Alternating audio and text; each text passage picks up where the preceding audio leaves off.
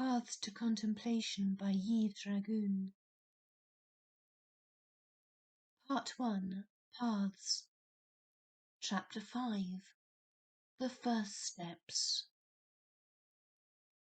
You must enter into prayer with a broad view of God's omnipresence.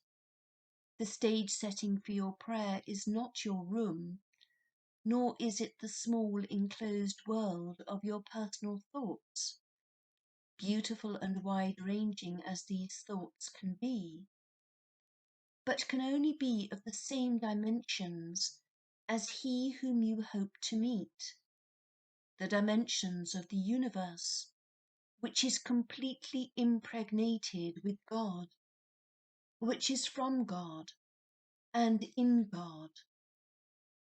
O God, your immensity fills the earth and the whole universe, but the universe itself cannot contain you, much less than the earth, and still less than the world of my thoughts. We are not speaking here of feeling the presence of God, and much less of picturing him to ourselves. You can do that, but if you do, you risk being deceived by your own handiwork. God has never allowed himself to be locked into a stage setting. If you do form a picture of God because it helps you, you must use it only as a mere point of application of the act of faith in the presence of God, since that is the essential act.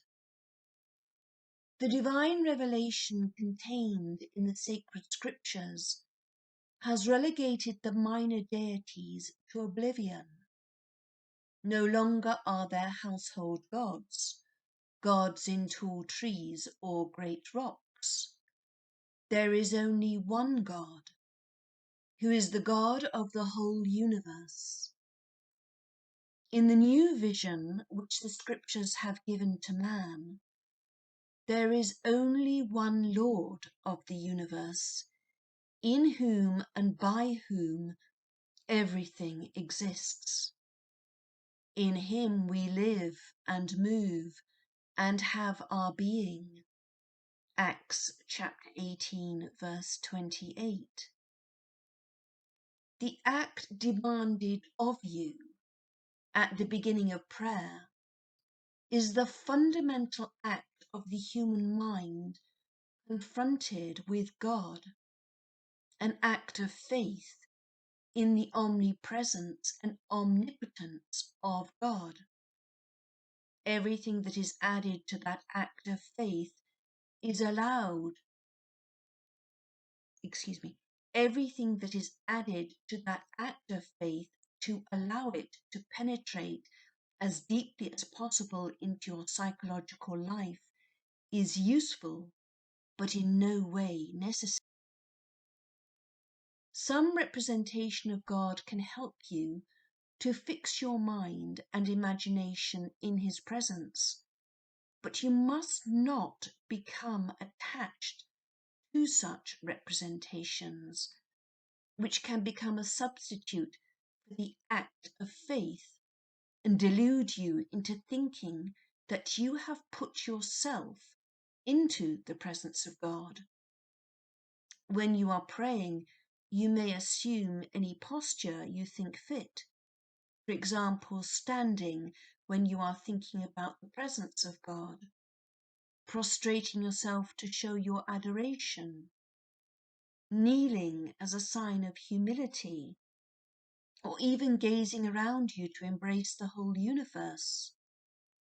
In fact, this gazing around can perhaps be the clearest expression of your faith in God's presence in everything and in yourself too. These postures and actions are quite easy, and undoubtedly you can think of many other suitable ones. The essential thing is to believe that you are really and actually standing before God and in Him.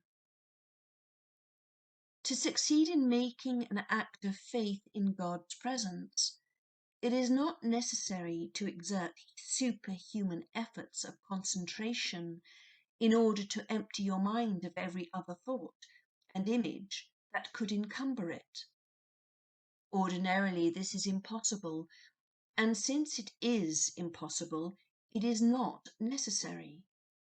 If your act of faith in the presence of God had to be at the level of thought, desire, or vision, you would find it very difficult to make, unless your mind were completely empty of everything else. But faith acts on another plane, and it is a much more profound experience. An act of faith can be made even in the midst of the worst distractions. People easily forget this.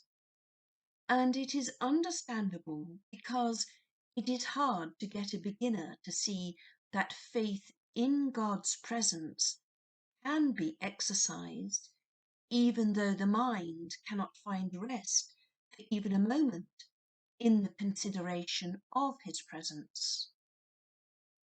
But you must not think that it is sufficient to make an act of faith in God's presence and then let your imagination run riot and allow your mind to follow your imagination in all its wanderings.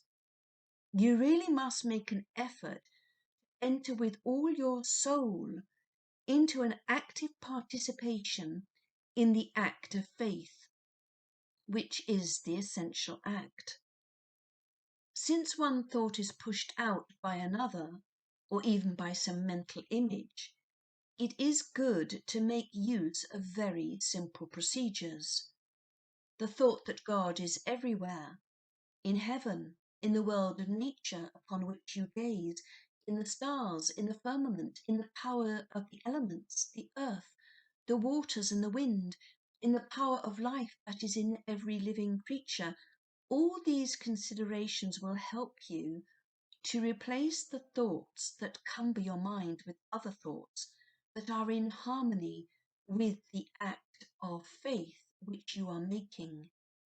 Hence, you can just as easily form an image of God or of Christ in such a way as to fix your imagination. But you must not forget that all this is only on the psychological level and not yet on the level of prayer.